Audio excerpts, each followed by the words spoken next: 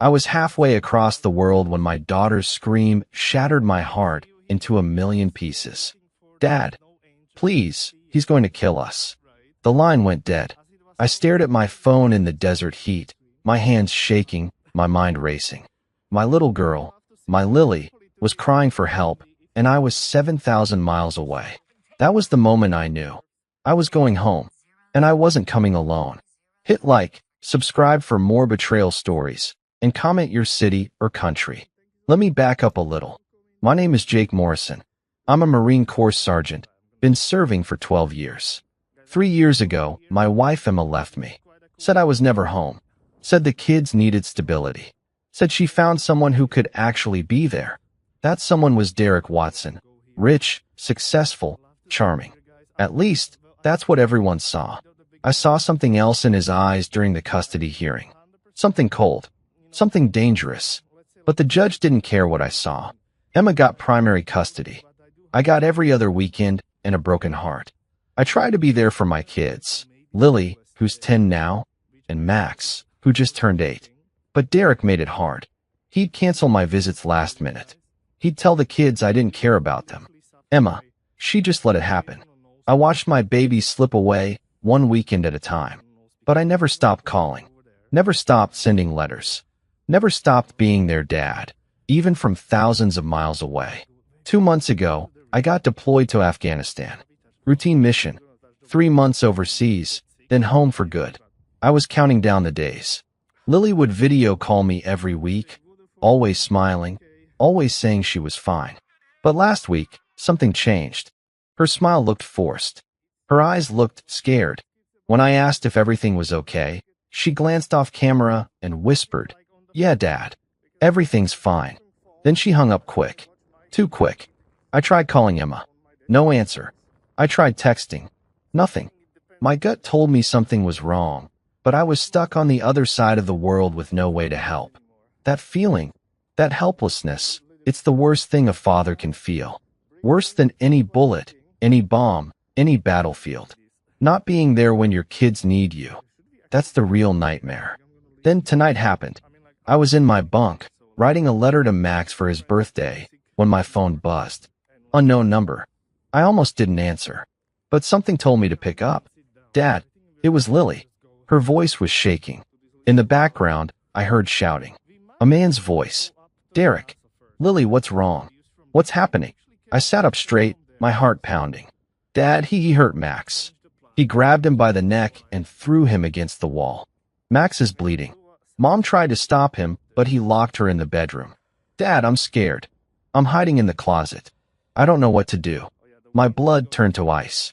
Every muscle in my body tensed. I could hear Derek screaming in the background. "Where's that little brat? When I find her, she's gonna learn to keep her mouth shut." Lily sobbed into the phone.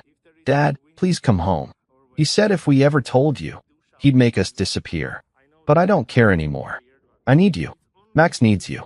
Please, Dad." The line cut off. I tried calling back. Straight to voicemail. I tried again. Nothing. I stared at the screen, my hands shaking with rage. I stood up and walked straight to my commander's quarters. Didn't knock. Just walked in. Captain Harris looked up from his desk, surprised. "Morrison, what the hell?" "Sir, I need emergency leave. Now." My voice was steady, but inside I was burning. "My kids are in danger. My ex-wife's husband just assaulted my son. I need to go home. Tonight." Harris studied my face. "He's a good man. Been in the service 20 years. He's a father too." "How bad is it?" "Bad enough that my 10-year-old daughter called me crying, saying he's going to kill them." Harris didn't hesitate. "Pack your gear. I'll get you on the next transport out. Go get your kids, Morrison." I ran back to my bunk and grabbed my phone. My hands were still shaking, but my mind was clear. I knew what I had to do. I pulled up my contacts and sent a group text to 3 names: Carter, Mason, and Bryce. My brothers. My unit. The guys who've had my back in every firefight, every mission, every dark moment. The message was simple. "Derek hurt my kids. I'm coming home. I need you." Less than 30 seconds later, my phone buzzed. "Carter, I'm in. Where and when?" "Mason, Say the word, brother. Bryce, nobody touches your family. We're with you. I sat on the edge of my bunk, staring at those messages. 3 men who didn't hesitate. 3 men who would drop everything to stand beside me. That's what brotherhood means. That's what the Marines taught me. You never leave a man behind. And you sure as hell don't let someone hurt his kids. I typed back, meet me at my dad's house in Virginia. 2 days. And boys, bring your gear. The transport flight felt like the longest 18 hours of my life. I couldn't sleep, couldn't eat. All I could think about was Lily's voice on that phone call. Max's blood. Emma locked in a bedroom. And Derek, that monster, thinking he could get away with it. Thinking I was too far away to do anything. He was wrong. I wasn't just a father coming home. I was a Marine coming home. And I wasn't coming alone. I was bringing an entire unit of trained warriors who knew exactly how to handle men like Derek Watson. As the plane descended into Virginia, I looked out the window at the city lights below. Somewhere down there, my kids were scared and hurting. But not for long, because their dad was home. And this time, Derek was going to learn a lesson he'd never forget. You don't mess with a Marine's family. Ever. I pulled out my phone and sent one more text to Emma's number, knowing Derek might see it. I'm coming home. You have 24 hours to make this right. After that, it's out of your hands. I didn't expect a response. And I didn't get one. Good. That meant Derek knew I was coming. Let him sweat. Let him panic. Because when I walked through that door, it wasn't going to be just me. It was going to be me and my brothers. And we were going to end this nightmare once and for all. The wheels touched down. I grabbed my bag and stepped off the plane onto American soil. The air felt different. Colder. Sharper. I could feel the storm coming. And I was ready for it. The drive to my dad's house felt like driving through a graveyard of memories. Every turn reminded me of the life Emma destroyed. I gripped the steering wheel, jaw clenched. I didn't want to think about her, about us. But if I was going to face Derek, I needed to remember how this nightmare started. 3 years ago, I came home from deployment excited to see my family. Instead, I walked into an empty house. No welcome signs. Just Emma sitting at the kitchen table, her face cold. We need to talk, she said. For words that changed everything. She wanted a divorce. Said I was never there. Said the kids barely knew me. Said she'd met someone who could actually be present. I tried to remind her of our vows, of the life we built. But her mind was made up. She'd already hired a lawyer. 2 weeks later, Carter told me he saw Emma at a restaurant with Derek Watson, holding hands, laughing.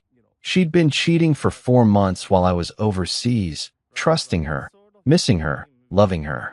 Derek was everything I wasn't. Rich real estate developer, big house, expensive cars. He swooped in with his money and charm and took everything. But worse than taking my wife, he took my kids. Emma filed for primary custody. Her lawyer painted me as an absent father too obsessed with the military. The judge looked at my deployment records and agreed. Just like that, I went from full-time dad to every other weekend visitor. I'll never forget meeting Derek at the custody hearing. He sat next to Emma, smirking like he'd won some prize. After court, he approached me in the parking lot. No hard feelings, right? He said, extending his hand. I stared at him. Stay away from my kids. He laughed. They're living in my house now, buddy. Better get used to it. I saw something dark flicker in his eyes. Something cruel. But I had no power to stop it. The first months were hell. Lily and Max cried every time I dropped them off. Max would cling to my leg, begging me not to leave. I'd tell them I loved them, that everything would be okay. But inside, I was dying. Derek bought them expensive toys, took them on vacations. Slowly, I watched them pull away. Not because they stopped loving me, but because they had to survive in that house. And surviving meant accepting Derek. Then visits started getting canceled. Emma would call an hour before pickup. Something came up. Or the kids are tired. I'd drive 3 hours just to turn around empty-handed. I called my lawyer, but there was nothing I could do. Emma controlled everything. I was just the backup plan. The man who used to matter. 6 months ago, I noticed bruises on Max's arm. Small ones, like fingerprints. What happened, buddy? He looked at the floor. I fell. But I knew. I've seen enough injuries to know the difference. I asked Lily. She changed the subject. I called Emma. She got defensive. Are you accusing me of something? Because I'll make sure you never see these kids again. I backed off. I couldn't risk losing them completely. But that night, I couldn't sleep. My son was being hurt, and I was powerless. Then I got deployed. Afghanistan. 3 months. The night before I left, I video called the kids. Lily smiled, but it didn't reach her eyes. Max barely spoke. I'll be home soon, I promised.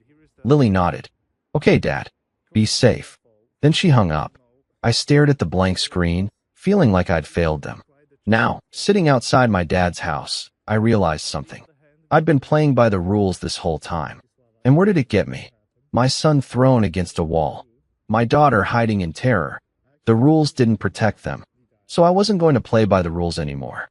I grabbed my bag and stepped out. My dad opened the door. Robert Morrison, retired Army colonel. The toughest man I know. He looked at me with fire in his eyes. They here yet? I asked. He nodded. Carter, Mason, and Bryce are waiting inside. I walked up the steps. My dad put a hand on my shoulder. We're going to get your kids back, son. I nodded. Whatever it takes. I stepped inside. There they were. My brothers. Carter by the window, arms crossed. Mason at the table, cleaning his knife. Bryce against the wall, jaw tight. They looked up when I entered. Carter spoke first. Tell us everything. I sat down and played Lily's voicemail. Her crying. Derek's threats in the background. When it ended, the room was silent. Mason slammed his fist on the table. That son of a bitch. Bryce pushed off the wall. What's the plan? I looked at each of them. We're going to destroy him. Legally. Publicly. Completely. He's going to lose everything. And my kids are never going to be afraid again. Carter nodded. Let's get to work. My dad pulled up everything on Derek Watson. Shady business deals. Complaints from ex-employees. A restraining order from an ex-girlfriend 7 years ago.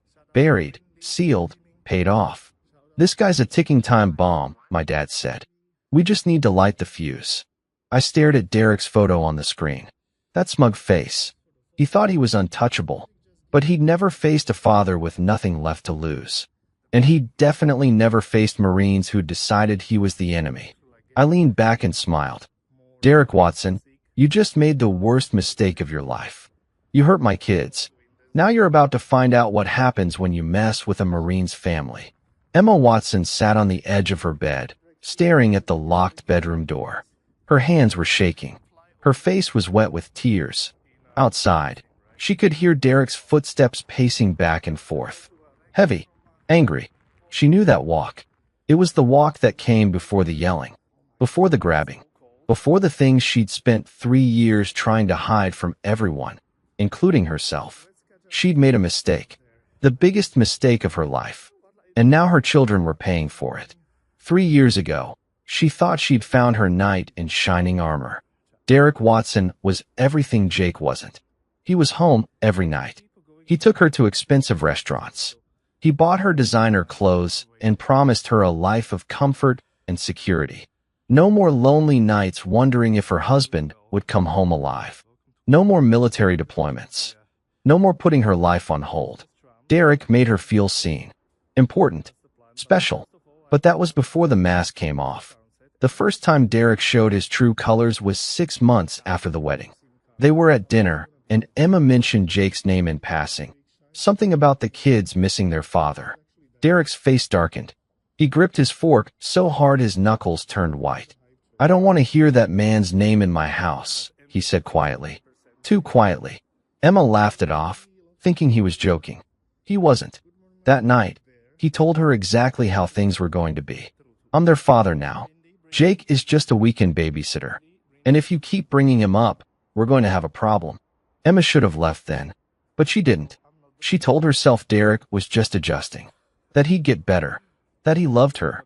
Besides, leaving would mean admitting she'd destroyed her marriage for nothing. It would mean facing Jake and telling him he was right. Her pride wouldn't let her do that. So she stayed. And things got worse. Derek started controlling everything. Who she talked to, where she went, what she wore. He checked her phone constantly, accused her of still being in love with Jake. If she tried to argue, he'd get in her face, his voice low and threatening. You think you can leave me? You think anyone would believe you? I own this town, Emma. I own you. She stopped arguing, stopped defending herself, stopped being herself. She became a ghost in her own life, doing whatever it took to keep Derek calm. But the worst part wasn't what he did to her. It was what he did to Lily and Max. Derek hated Jake's children. He saw them as reminders of his wife's past, reminders that he wasn't her first choice. He'd never say it out loud in front of anyone, but at home, he made it clear. He'd make comments about how they weren't real Watsons, how they needed to toughen up and stop being so soft. When Max would cry for his dad, Derek would mock him. Daddy's not coming to save you, kid. He's too busy playing soldier. Emma tried to protect them. She really did. But Derek was smart. He never left marks where anyone could see. A grip on the arm, a shove into the wall, words that cut deeper than any bruise. And he always did it when Emma wasn't looking or when she was too afraid to stop him. Lily and Max learned quickly. Don't talk about Dad. Don't cry. Don't make Derek angry. Just survive. Then last week, everything exploded. Max had been on the phone with Jake, excited about an upcoming visit. Derek overheard. When Max hung up, Derek grabbed the phone out of his hand. What did I tell you about calling him? Max's lip trembled. He's my dad. I'm allowed to talk to him. Wrong answer. Derek grabbed Max by the collar and shoved him hard against the wall. I'm your dad now, and you're going to learn some respect.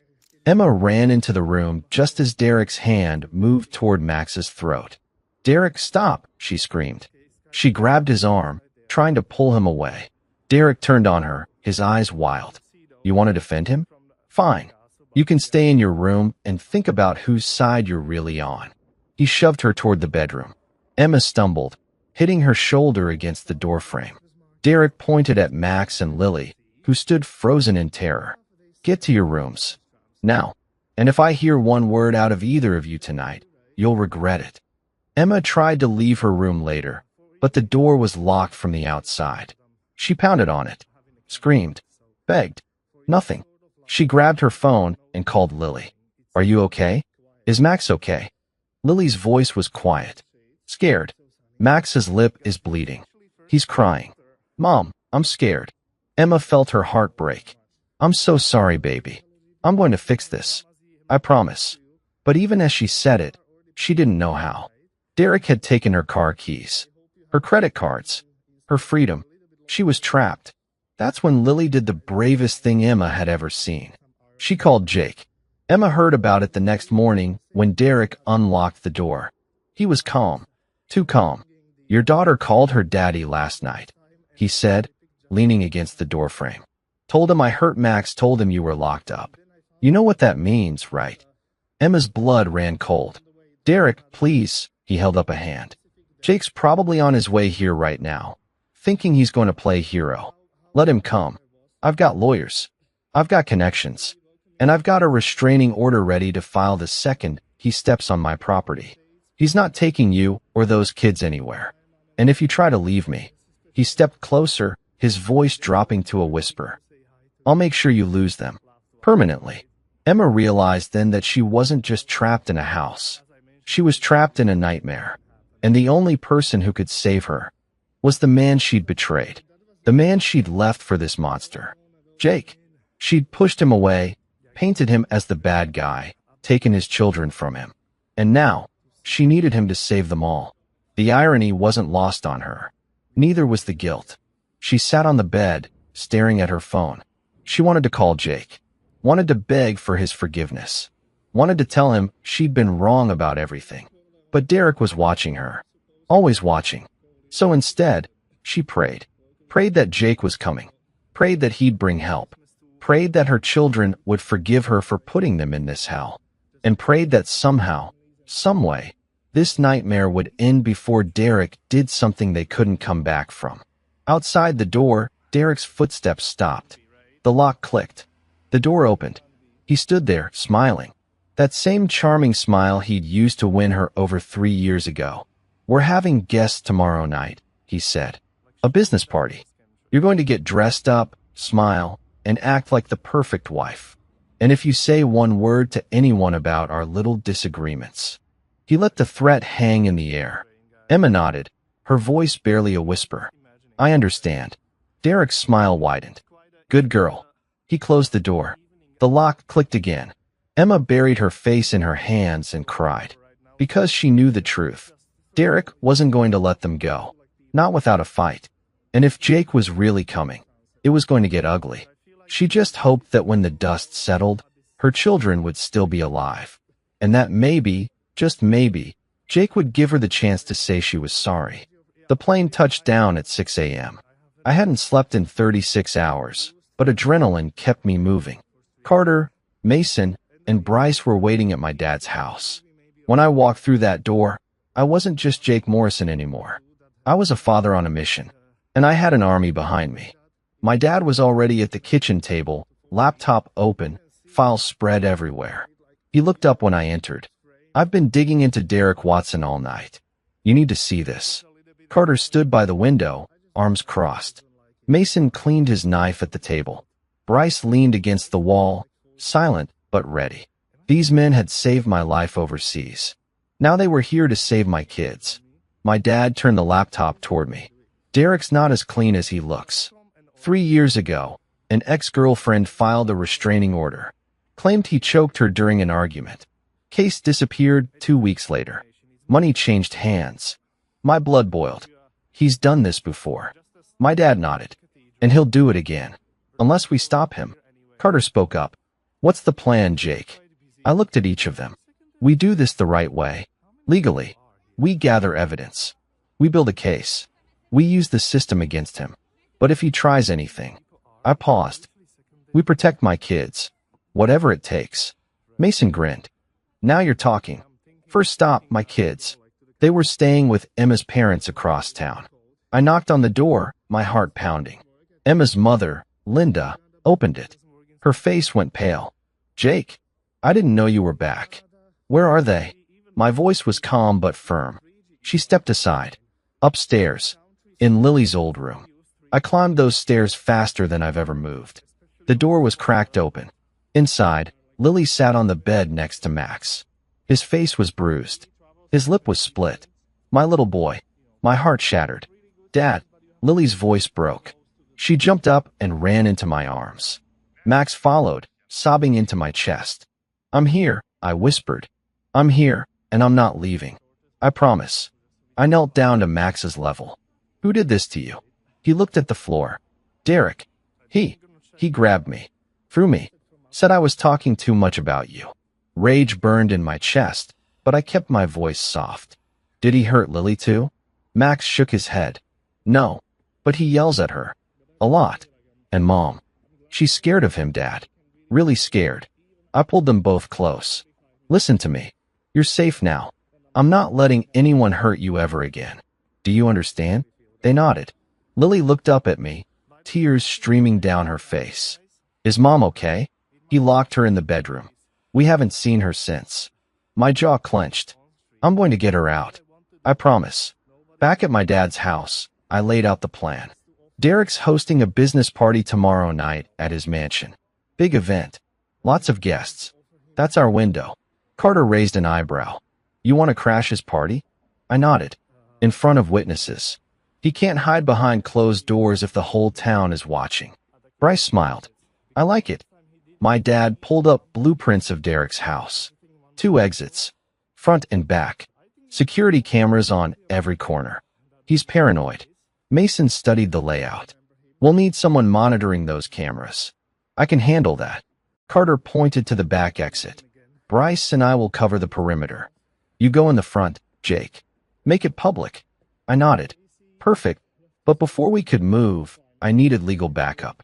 My dad recommended Rachel Stone, a military lawyer known for taking down abusers. I called her that afternoon. "Ms. Stone, I need your help. My ex-wife's husband assaulted my children and is holding her hostage. I'm planning to confront him tomorrow night." There was a pause. "Jake Morrison, I've heard about you. Marines, right?" "Yes, ma'am." "Good. Meet me at my office in an hour. Bring evidence." Photos of your son's injuries. Voice recordings if you have them. We're filing an emergency custody motion today. Rachel Stone didn't waste time. She looked at the photos of Max's bruises and listened to Lily's voicemail. Her face hardened. This is textbook domestic violence. We have grounds for emergency custody and a restraining order. But I need your ex-wife's testimony. She's trapped in that house, I said. Derek won't let her leave. Rachel leaned forward. Then we get her out. Tomorrow night. At that party, you bring her to me. I'll have papers ready. That night, I couldn't sleep. I kept replaying Lily's phone call in my head. Her scared voice. Derek's threats. My kids hiding, bleeding, crying. Emma locked away. I'd spent years playing by the rules, trusting the system, hoping things would get better. But the system failed them. So now, I was taking matters into my own hands. Not with violence. With strategy.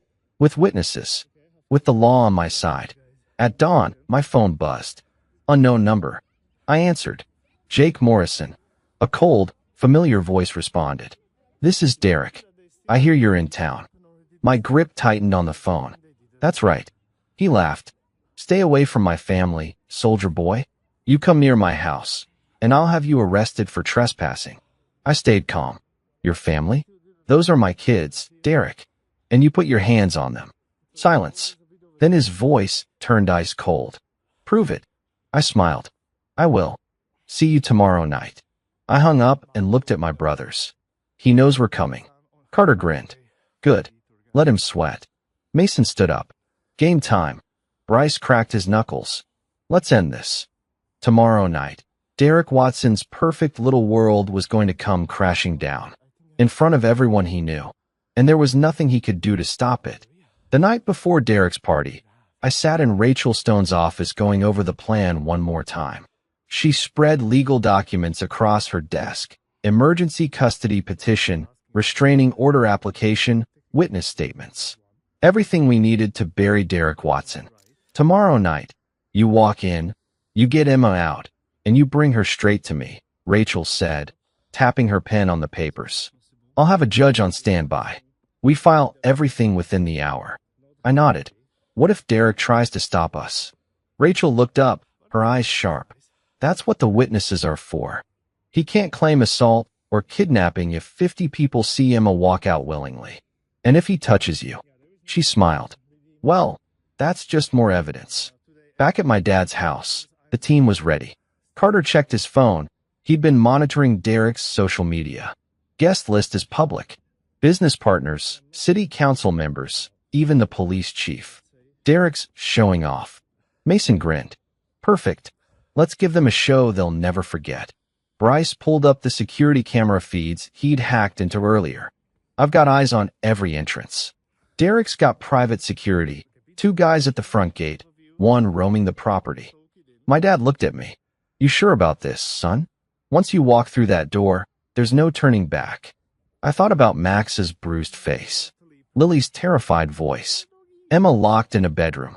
I've never been more sure of anything in my life. At midnight, my phone rang. Unknown number. I answered. Silence. Then Derek's voice, cold and measured. Jake Morrison. I was wondering when you'd call. I stayed calm. I didn't call you. You called me. He laughed. Semantics. Listen, I know you're planning something. Whatever it is, don't. You're out of your league here.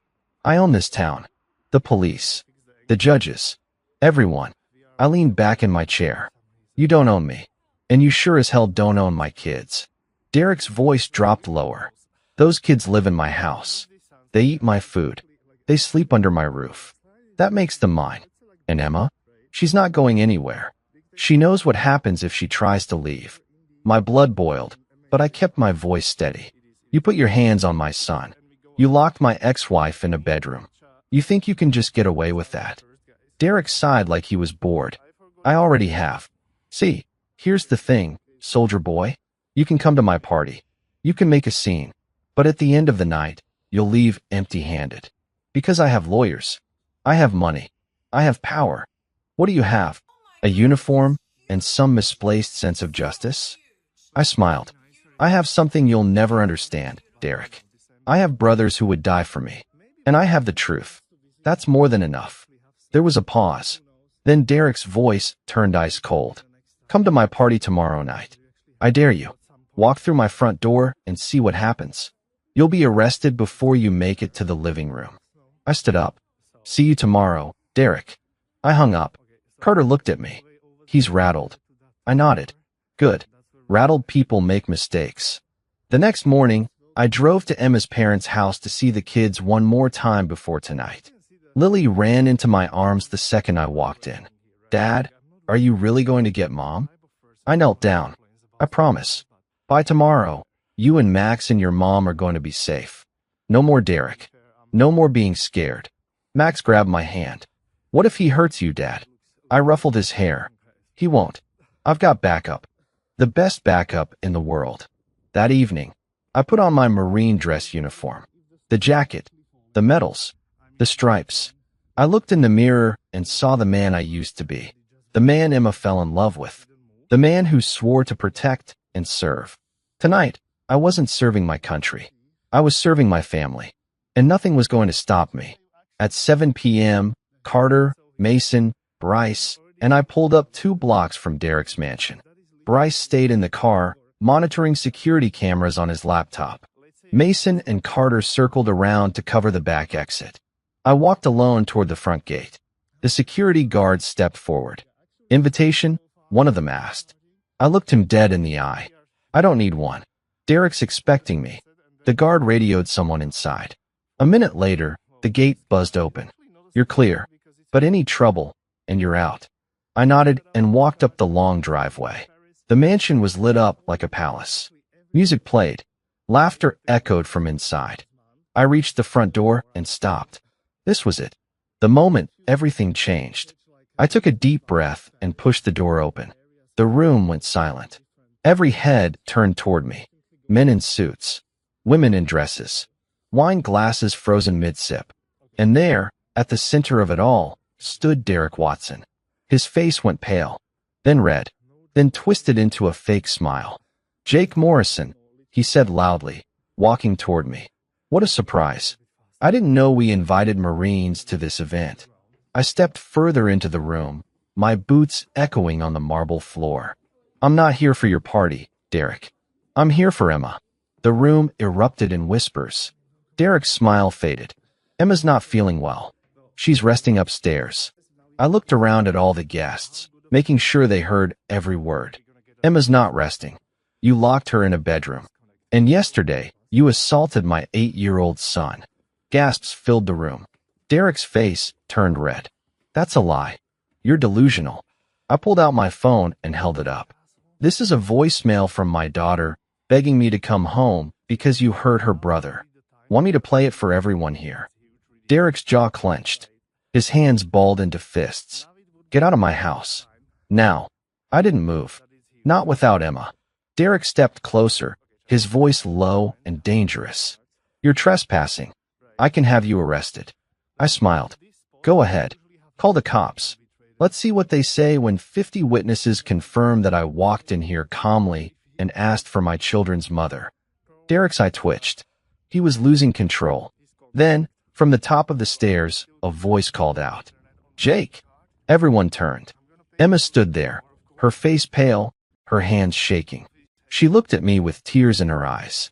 Jake, you came. I nodded. I promised I would. Emma started down the stairs. Derek moved to block her. Emma, get back upstairs. Now. But Emma didn't stop. She walked right past him, her voice shaking but firm. I'm leaving, Derek. I'm done. Derek grabbed her arm. The room gasped. I stepped forward, my voice like steel. Let her go. Derek's hand gripped Emma's arm tight. Too tight. I could see her wince. The entire room held its breath. 50 people watching. Phones out. Recording. Derek didn't realize it yet, but he'd already lost. Let her go. I repeated, my voice calm but deadly serious. Derek's face twisted with rage. This is my house. My wife. You have no right. She's not your property, I said, stepping closer. And you just assaulted her in front of witnesses. Derek's eyes darted around the room. He saw the phones. The shocked faces. The business partners backing away. Reality was sinking in. His perfect image was crumbling. He released Emma's arm and forced a laugh. This is ridiculous. Emma, tell him. Tell everyone that you're fine. That you want to stay. Emma stood there, trembling. For 3 years, she'd been terrified of this man. Controlled by him. Silenced by him. But now, standing between me and Derek, something changed in her eyes. She looked at him and said the words I knew took every ounce of courage she had. I'm leaving, Derek. And I'm taking my children with me. The room erupted. Whispers turned to loud conversations. Derek's business partner, a man named Richard, stepped forward. Derek, what the hell is going on here? Is this true? Did you hurt her kids? Derek spun around. Don't listen to them, Richard. This is a setup. He's trying to sabotage me. Richard looked at Emma, then at me, then back at Derek.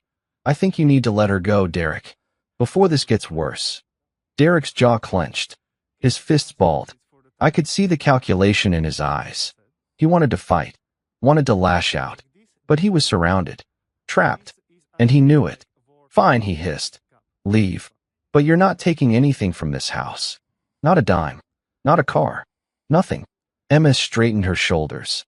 I don't want your money, Derek. I just want my life back.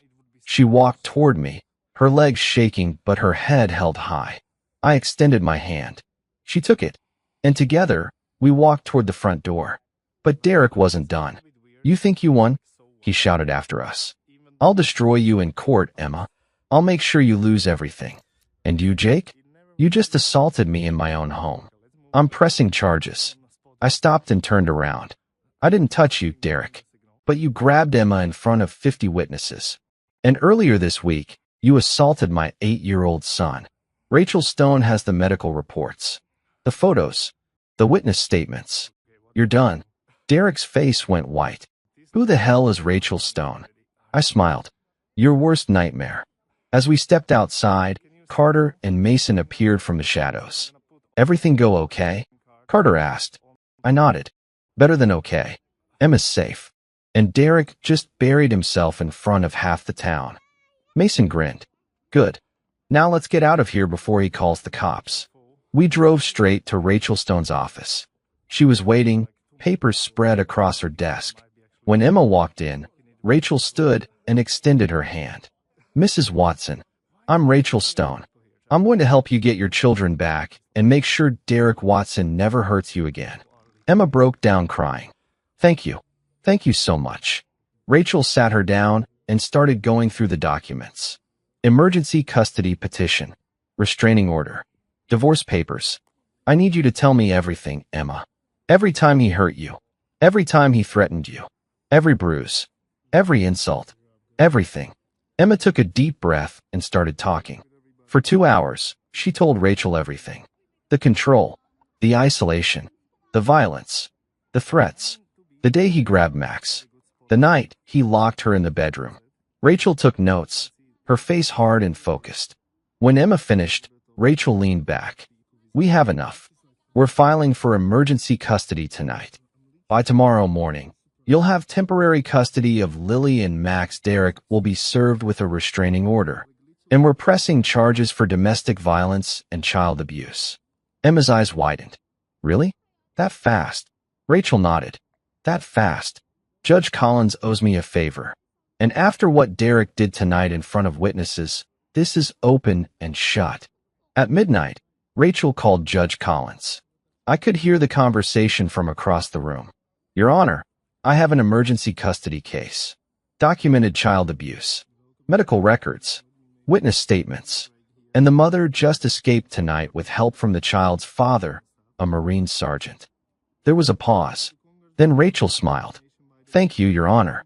I'll have the papers to you within the hour. She hung up and looked at Emma. It's done. Tomorrow at 9 a.m., you go before Judge Collins. Bring Jake. Bring the kids. Bring the medical records. Derek will be served at 8 a.m. He won't even know what hit him. Emma collapsed into her chair, sobbing with relief. I can't believe this is happening. I can't believe it's almost over. I knelt beside her. It's over, Emma. You're safe. The kids are safe. Derek can't touch you anymore.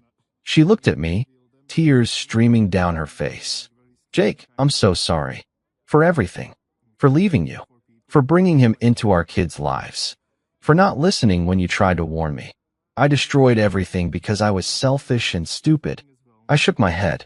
You made a mistake. But you're fixing it now. That's what matters. Our kids need their mom. And I need you to be strong for them. Can you do that? She nodded. I can. I will. I stood up. Good. Because tomorrow, we're going to finish this. That night, I couldn't sleep. I kept thinking about Derek's face when Emma walked out. The rage. The panic. The realization that he'd lost control. Men like Derek don't handle losing well. My phone buzzed at 2 a.m. unknown number. I answered. Heavy breathing on the other end. Then Derek's voice, low and threatening. You're going to regret this, Jake. I'm going to make sure you never see those kids again. I'm going to bury you. I stayed calm. You're breaking the restraining order right now, Derek. This call is being recorded. Keep talking. Silence. Then the line went dead. I forwarded the recording to Rachel. She texted back immediately. Perfect. More evidence. See you at 9 a.m. At 8 a.m., 2 police officers showed up at Derek's mansion to serve him with the restraining order and custody papers. I wasn't there, but Carter was watching from across the street. He texted me. Derek just got served. You should have seen his face. Priceless. I smiled. Phase 1 complete. Now came the hard part, court. The courtroom was packed. Emma sat beside Rachel Stone, her hands folded in her lap, shaking. I sat behind them in my dress uniform, Max and Lily next to me. My dad, Carter, Mason, and Bryce filled the row behind us. Across the aisle sat Derek Watson in an expensive suit, flanked by 2 high-priced lawyers. He looked calm, confident, like he thought he'd already won. Judge Margaret Collins entered, and everyone stood. She was a no-nonsense woman in her 60s with sharp eyes that missed nothing. Be seated, she said, settling into her chair. This is an emergency custody hearing for Lily and Max Morrison. I've reviewed the preliminary documents, and I'll hear from both parties now. Miss Stone, you're representing the mother? Rachel stood. Yes, Your Honor. Emma Watson is seeking emergency custody of her 2 children based on documented child abuse and domestic violence by the stepfather, Derek Watson. Judge Collins looked at Derek. Mr. Watson, you're represented by counsel? One of Derek's lawyers stood. Yes, Your Honor. Victoria Hunt for the defense. Judge Collins nodded. Ms. Stone, present your case. Rachel pulled out a folder. Your Honor, 3 days ago, Derek Watson physically assaulted 8-year-old Max Morrison. He grabbed the child by the throat and threw him against a wall, resulting in bruising and a split lip. We have medical records, photographs, and witness testimony from the child's older sister, Lily Morrison. Victoria Hunt stood up. Your Honor, those are serious allegations without proof. My client denies any wrongdoing. This appears to be a coordinated attack by the biological father, who's attempting to sabotage my client's marriage and reputation. Rachel didn't flinch. Your Honor, I'd like to call Max Morrison to the stand. My heart sank. Max was only 8 years old. I didn't want to put him through this. But Rachel had explained it was necessary. Judge Collins looked at Max. Young man, can you come up here, please? Max looked at me, terrified. I nodded. It's okay, buddy. Just tell the truth. He walked to the witness stand, his legs shaking. Judge Collins leaned forward, her voice gentle. Max, I know this is scary, but I need you to answer some questions for me. Can you do that? Max nodded. Rachel approached. Max, can you tell the judge what happened 3 days ago at your stepfather's house? Max's voice was barely a whisper. Derek got mad because I was talking to my dad on the phone. He grabbed me and pushed me against the wall. It hurt. Rachel showed him a photo. Is this you in this picture? Max looked at the bruises on his neck and nodded. Yes. Who did this to you? Max's eyes filled with tears. Derek. Victoria Hunt stood. Objection, Your Honor. The child is being coached. Judge Collins shot her a look.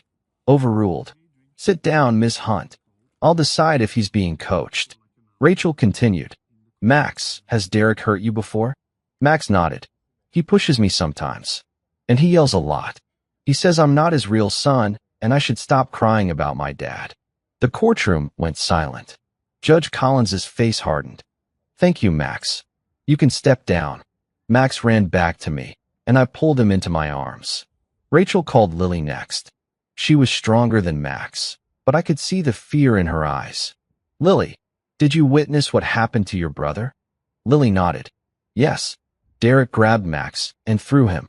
Mom tried to stop him, but Derek locked her in the bedroom. I was scared, so I called my dad. Rachel showed the judge the phone records. This call was made at 9:47 p.m. 3 nights ago. Lily called her father, Sergeant Jake Morrison, who was stationed in Afghanistan. Victoria Hunt stood again. Your Honor, this is clearly a setup. The father put the children up to this to gain custody. Judge Collins's eyes narrowed. Ms. Hunt, if you interrupt one more time without proper cause, I'll hold you in contempt. These children have medical evidence supporting their claims. Now sit down. Rachel called Emma to the stand. Emma looked broken, but she held her head up. Mrs. Watson, how long have you been married to Derek Watson? 3 years. During that time, has he ever been violent toward you or your children? Emma's voice cracked. Yes, he's been controlling and abusive from the beginning. I was too scared to leave. He threatened to take my children away if I told anyone. Rachel showed the judge photos of bruises on Emma's arms. Where did these come from? Derek. He grabbed me when I tried to stop him from hurting Max. Victoria Hunt finally found her moment. Your Honor, my client maintains that these allegations are fabricated. Mrs. Watson has motive to lie. She wants to leave the marriage and take his money. Rachel spun around. Your Honor, we have 50 witnesses from Derek Watson's business party 2 nights ago. They saw him grab Mrs. Watson's arm in front of everyone. They heard Sergeant Morrison calmly ask to speak with his ex-wife. And they watched Derek lose control. She pulled out a USB drive. We have video footage from multiple guests. Would the court like to see it? Judge Collins nodded. Play it. The screen lit up with phone footage from the party. Derek's voice echoed through the courtroom. Get back upstairs, Emma. Then Emma's shaking reply. I'm leaving, Derek. I'm done. Then the moment everyone gasped at, Derek grabbing Emma's arm, his face twisted with rage. The video ended. The courtroom was silent. Judge Collins looked at Derek. Mr. Watson, do you have anything to say? Derek stood, his face red. Your Honor, this is all taken out of context. I was trying to protect my wife from a dangerous man who broke into my home. Judge Collins raised an eyebrow. Sergeant Morrison was invited by multiple guests. And you assaulted your wife in front of witnesses. Do you deny that? Derek's lawyer whispered something to him. He sat down, silent. Judge Collins leaned back. I've seen enough. Emergency custody is granted to Emma Watson. Derek Watson is ordered to stay at least 500 feet away from Emma, Lily, and Max Morrison. Supervised visitation only, pending a full custody trial. This hearing is adjourned. The gavel slammed down. Emma collapsed into Rachel's arms, sobbing. Lily and Max ran to their mother. I stood there, watching my family finally safe. Derek stood up, his face pale. He looked at me with pure hatred. This isn't over, he mouthed. I stared back, unflinching. Yes, it is. As we left the courtroom, Carter clapped me on the shoulder. You did it, brother. I shook my head. We did it. All of us. My dad wrapped me in a hug. I'm proud of you, son. Emma approached me, her eyes red from crying. Jake, thank you. I don't deserve your help after everything I did. I looked at Lily and Max, who were smiling for the first time in days. You're their mother. They need you. That's all that matters. Outside the courthouse, Derek was surrounded by reporters. His perfect reputation was crumbling. His business partners were distancing themselves. His world was falling apart. And for once, justice had won. 2 days after the emergency hearing, Derek Watson posted bail and walked out of jail with a smirk on his face. His high-priced lawyers had worked overtime to get him released. But Rachel Stone was ready. She'd filed charges for domestic violence, child abuse, and stalking based on the threatening phone call Derek made to me. The real battle was just beginning. I sat in Rachel's office as she laid out the game plan. Derek's lawyer, Victoria Hunt, is going to fight dirty. She'll try to paint you as the aggressor. She'll claim you're using your military background to intimidate Derek. And she'll argue that Emma is unstable and coach the children. I leaned forward. Can she win? Rachel shook her head. Not with the evidence we have. But she'll make it ugly. Be prepared.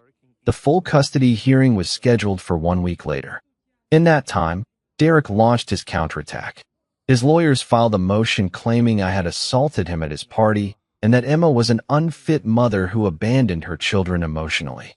They painted Derek as a loving stepfather who disciplined Max for disrespectful behavior. It was all lies, but it was calculated. Emma called me, panicked. Jake, they're saying I'm a bad mother, that I let Derek hurt the kids. What if the judge believes them? I kept my voice steady. The judge has the evidence, Emma. Medical records, witness statements, video footage. Derek can lie all he wants. The truth is on our side. But even as I said it, I knew court battles were unpredictable. We needed to be flawless. The day of the hearing arrived. The courtroom was packed again. Reporters, Derek's business associates, and my unit brothers sitting in the back row. Derek walked in wearing another expensive suit, flanked by Victoria Hunt and 2 other lawyers. He looked confident. Too confident. Emma sat beside Rachel, her hands trembling. I sat behind them, dressed in my uniform, ready for whatever came next. Judge Collins entered, and the room fell silent. This is a full custody hearing to determine permanent arrangements for Lily and Max Morrison. I've reviewed all submitted evidence. Ms. Hunt, you may present your defense. Victoria Hunt stood, her voice smooth and professional. Your Honor, my client Derek Watson has been unjustly vilified by a bitter ex-husband seeking revenge.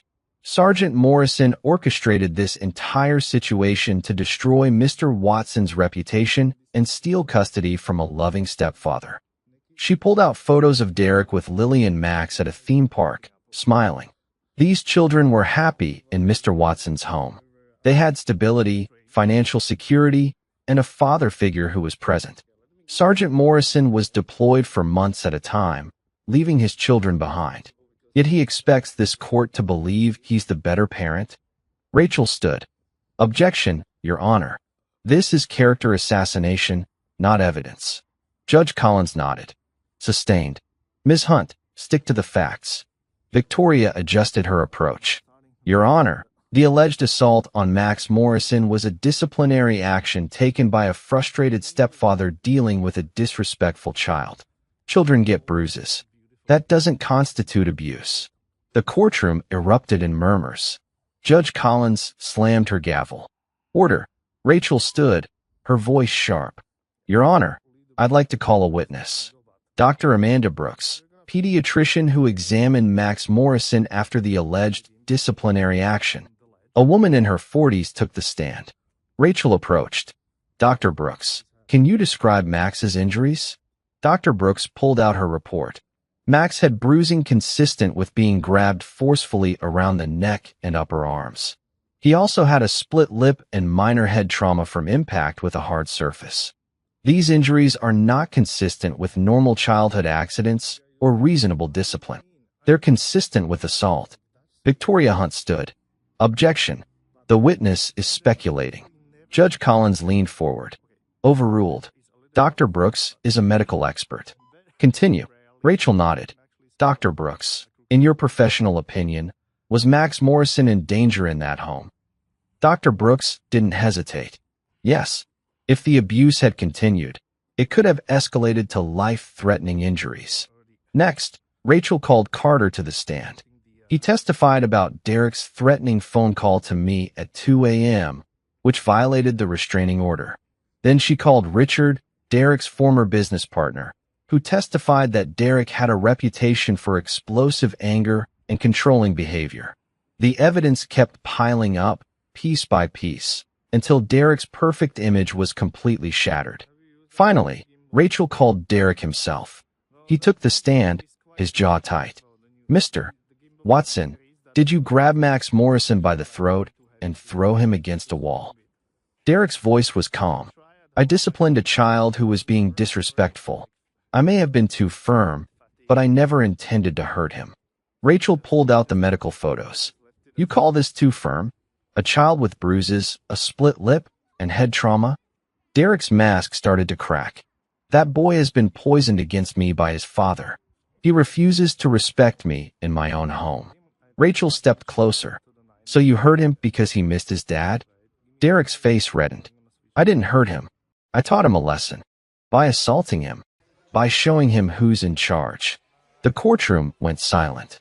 Derek realized his mistake too late. Rachel turned to Judge Collins. No further questions, Your Honor. Victoria Hunt tried damage control, but the words were already out. Derek had confessed in front of everyone. Judge Collins looked at Derek with cold eyes.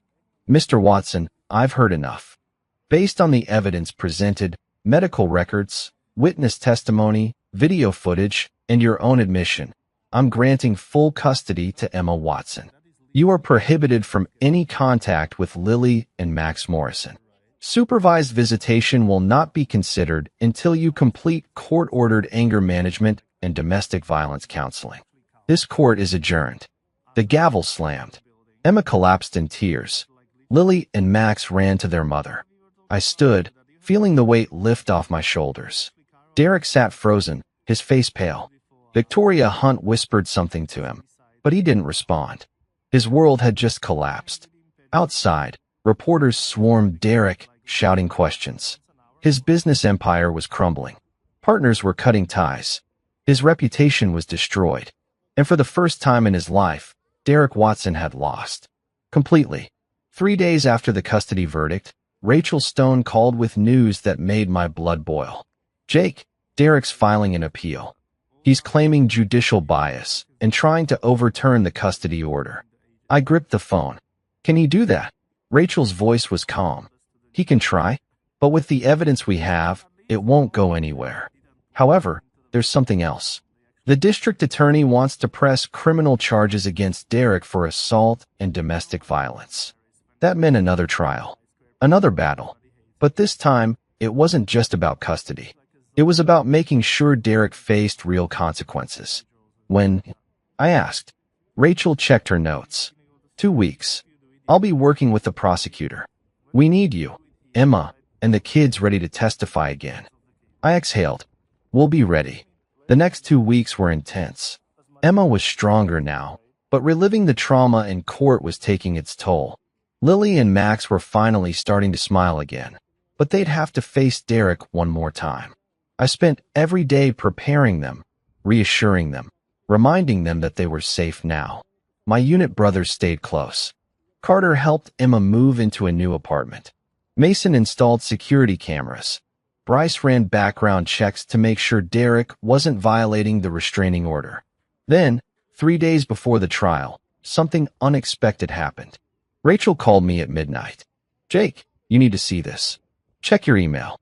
I opened my laptop. There was a video file attached. I clicked play.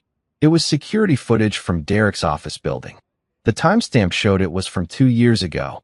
In the video, Derek was screaming at a female employee, backing her into a corner, his face inches from hers. Then he grabbed her wrist and twisted it. The woman was crying, terrified. Who is this? I asked. Rachel's voice was excited. Her name is Sophie Martinez. She worked for Derek as his personal assistant. After she saw the news about the custody case, she contacted me. She said Derek abused her for months. She was too scared to report it because he threatened to ruin her career. But now, she's ready to testify. This was huge. It proved Derek had a pattern of abuse.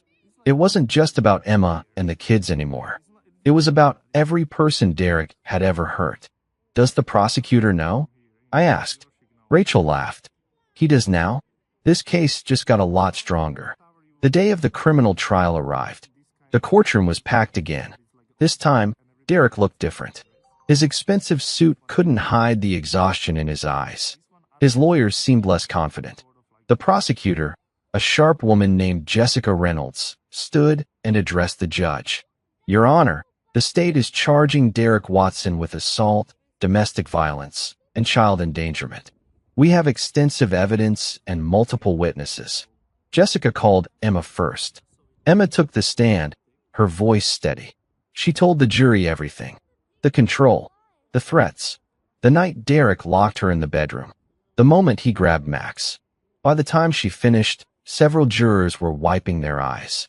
Derek's lawyer, Victoria Hunt, tried to discredit Emma during cross-examination. Mrs. Watson, isn't it true that you left your husband, a decorated Marine, for my client because you wanted his money? Emma didn't flinch. I left Jake because I was selfish and made a terrible mistake. And I've paid for that mistake every day since. Next, Jessica called Max. The little boy walked to the stand, his hand in mine until the last moment. Max, can you tell the jury what Derek did to you? Max's voice was small but clear. He grabbed my neck and threw me. It hurt a lot. I was scared. Victoria Hunt stood. Objection, Your Honor. This child has been coached. The judge's eyes narrowed. Overruled. Continue. Then came the moment that changed everything. Jessica called Sophie Martinez to the stand. Sophie was in her early 30s, nervous but determined. Ms. Martinez, how long did you work for Derek Watson? 2 years. During that time, did he ever hurt you? Sophie's voice cracked. Yes, many times. He'd scream at me, grab me, throw things. Once, he twisted my wrist so hard I thought it was broken. But I was too scared to report it. He said no one would believe me. Jessica played the security footage. The courtroom went silent as everyone watched Derek attack Sophie. When it ended, the jury looked horrified. Derek's face was pale.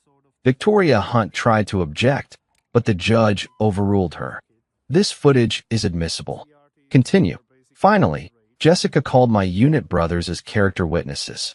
Carter took the stand first. Sergeant Morrison is one of the most honorable men I know. He'd never put his children in danger or manipulate this situation. Everything he did was to protect his family. Mason and Bryce testified the same. Their words carried weight. These were Marines, trained warriors who didn't lie or exaggerate. Then it was Derek's turn. He took the stand, trying to maintain his composure. Jessica approached him slowly. Mr. Watson, did you assault Max Morrison? Derek's voice was tight. I disciplined him. That's not assault.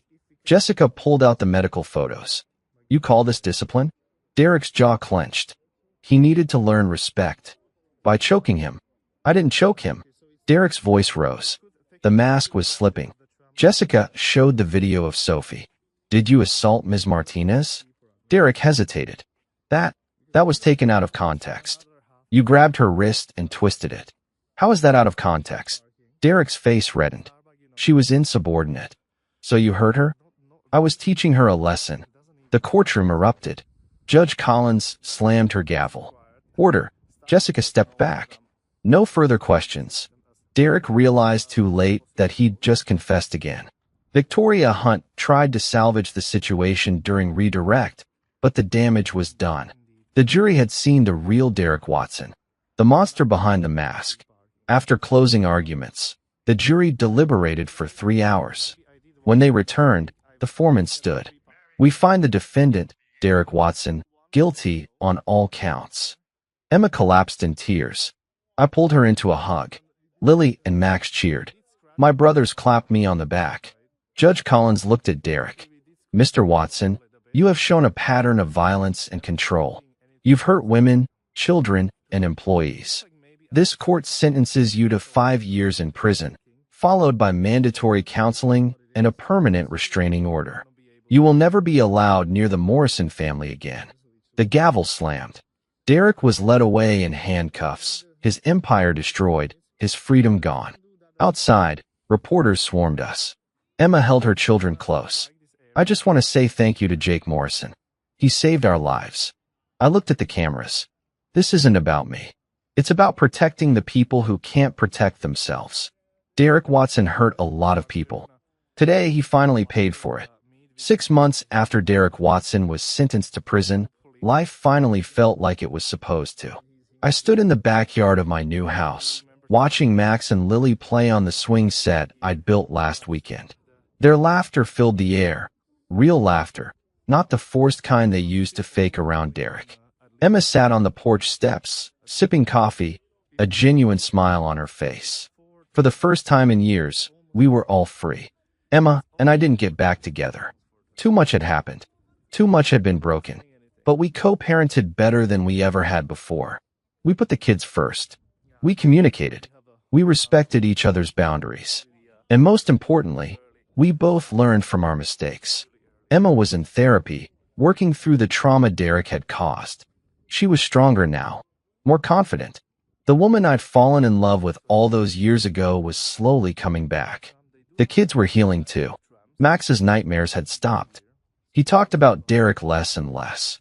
Lily was back to being the bright, curious girl she'd always been. They spent weekdays with Emma in her new apartment and weekends with me. It wasn't perfect, but it was good. It was safe. It was home. My unit brothers became part of our family. Carter showed up every Sunday for barbecue. Mason taught Max how to throw a football. Bryce helped Lily with her science projects. They weren't just my brothers anymore. They were uncles to my kids. And I knew that no matter what happened, we'd always have each other's backs. Rachel Stone became a close friend too. She'd fought so hard for my family, and I'd never forget that.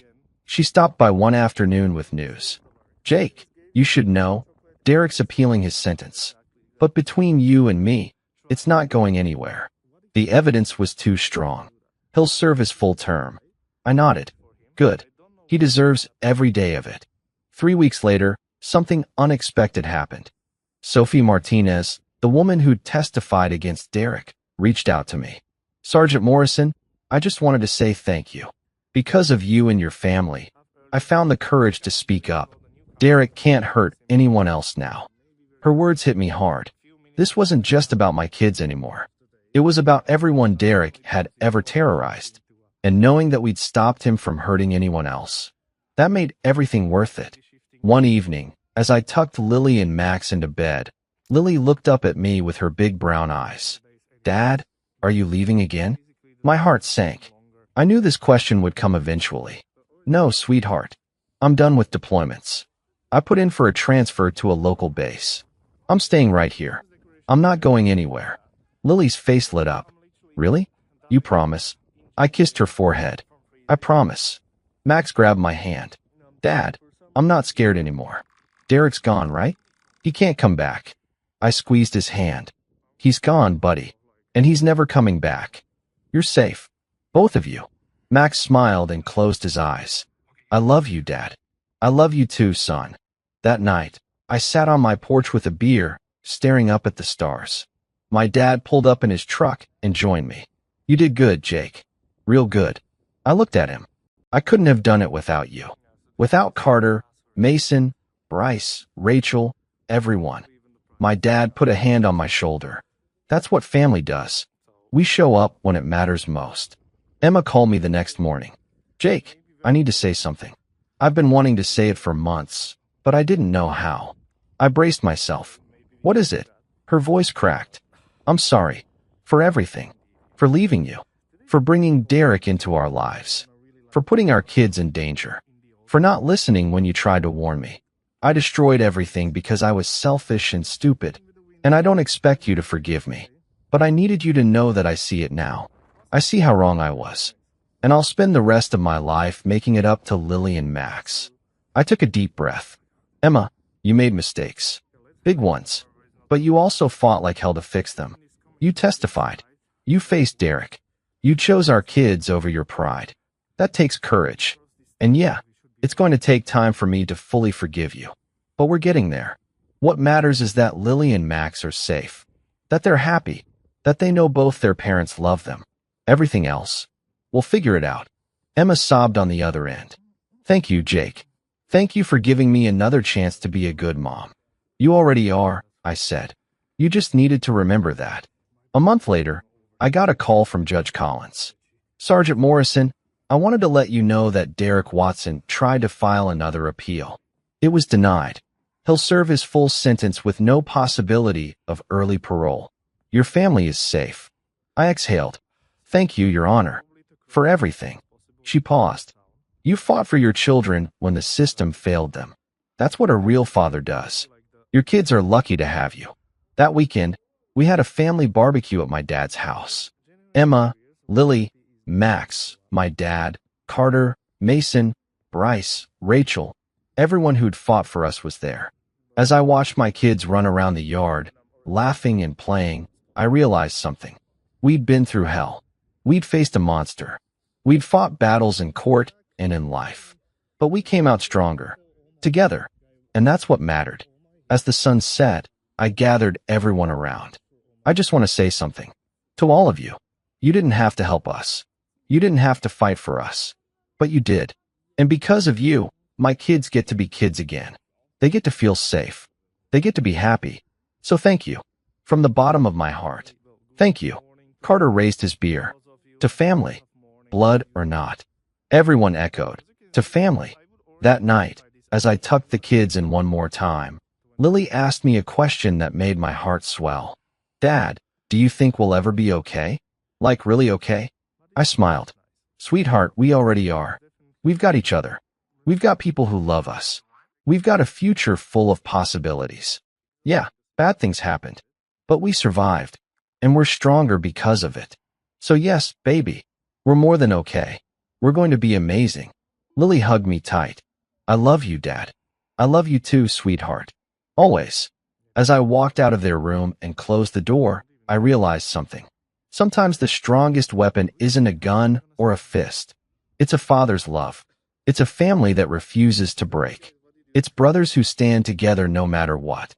And it's the courage to fight for what's right, even when the world tries to tell you it's impossible. Derek Watson thought he could destroy us, but all he did was make us stronger. And now, he's locked away, while we're out here living our best lives. That's the real revenge. Not violence, not hatred, just healing, happiness, and the knowledge that justice was served. Now, I want to hear from you. What's the one moment in this story that hit you hardest? Comment below and let me know. And tell me, where are you watching this from? Drop your city or country in the comments. I love hearing from you all. If you enjoyed this story of justice, revenge, and family, hit that like button and subscribe for more epic, thrilling stories that'll keep you on the edge of your seat. And please, tell me, what kind of stories do you want to hear next? Betrayal? Military revenge? Family drama? Justice served cold? Let me know in the comments, and I'll bring you exactly what you love. Until next time, take care of yourselves and the people you love. See you in the next thriller. Stay strong.